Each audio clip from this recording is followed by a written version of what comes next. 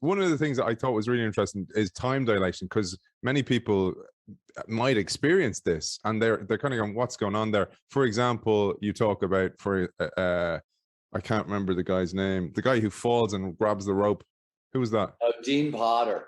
Yeah. So you talk about Dean Potter, and he's fallen to his death into the cave, and he managed to save himself, and he can just hear everything around him and he can think clearly.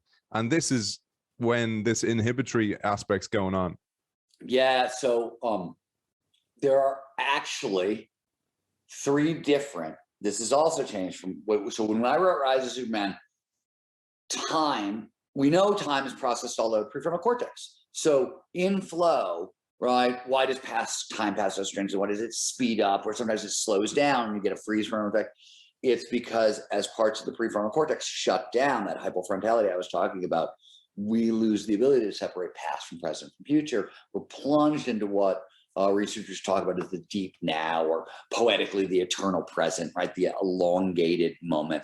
Whichever, all of us, if you've ever felt awe, right? That's the stretching out of time that happens really frequently. We now know, so here's the big funny. The amount of dopamine in your system has a large amount to do with how we perceive time. So if there's a lot of dopamine in your system, time speeds up, goes by really fast. If I cut dopamine off, time slows down. So I'll give you an example of that. So you may or may not know this. The brain is a prediction engine, right? It's always wants to predict what's about to happen, how much energy do I need, right? That sort of thing. And so like as you're reaching for the doorknob, the brain is predicting, okay, the door is going to be open. It's going to feel like this. When you turn it, you're going to need this much energy. And if it's not open, if the door is locked, what you'll notice is that time seems to pause for a second. What has happened is dopamine has been turned off. Your brain goes, oh, doesn't match your prediction, no dopamine, right? When it matches your prediction, a little bit of dopamine, no, doesn't match your prediction, no dopamine, and that slows down time, and you go, what? And you're like, oh shit, the door's locked, or oh wow, it's jamming and I got to really crank at it, or whatever. So that's another timekeeping system in the brain. And it turns out what we call time is also a measure of the information density in the scene. So when there's a tremendous amount of information in the scene, it's slower than when there's very sparse information. The denser the information in the scene, and this was great work that came out of my friend Anil Seth's lab at the University of Sussex. And he writes about it in Being You.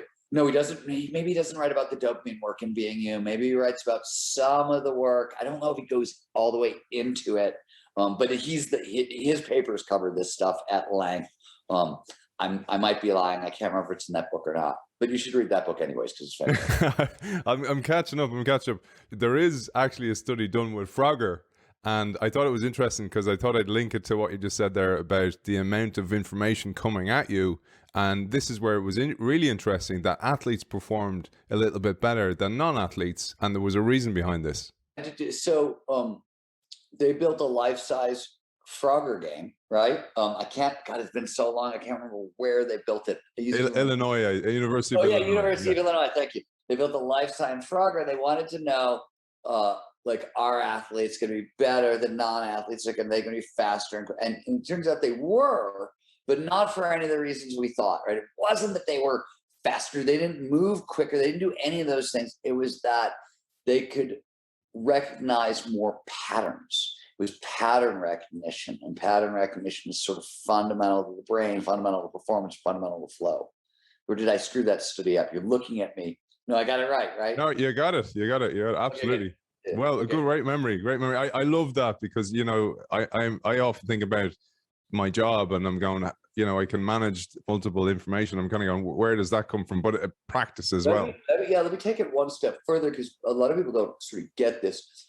Pattern recognition is sort of one of those fundamental things the brain does, right? It's like what neurons do at a really basic level. It's what everything does. But what people don't realize perhaps is that pattern recognition is also the foundation of what we call wisdom. And wisdom itself is a definable psychological trait with definable neurobiological antecedents. But here's the cool thing. It's neuroprotective against cognitive decline. So wisdom and intuition and our ability to access flow actually increases as we age, does not go away. And it's neuroprotective against Alzheimer's and dementia and all kinds of stuff. So pattern recognition, the outcome of that Frogger study, that magnifies up over the course of our lifetime and turns into expertise and wisdom. But that shows the importance of ongoing learning, ongoing doing stuff. Yeah, not sitting around, which is a huge part of your work. If what you've heard on Flow Research Collective Radio has been helpful, please consider doing us a solid and leaving us a review on Apple Podcasts, Spotify, or wherever you are listening to this. Reviews help us connect to a wider audience so we can get these peak performance principles out to more people.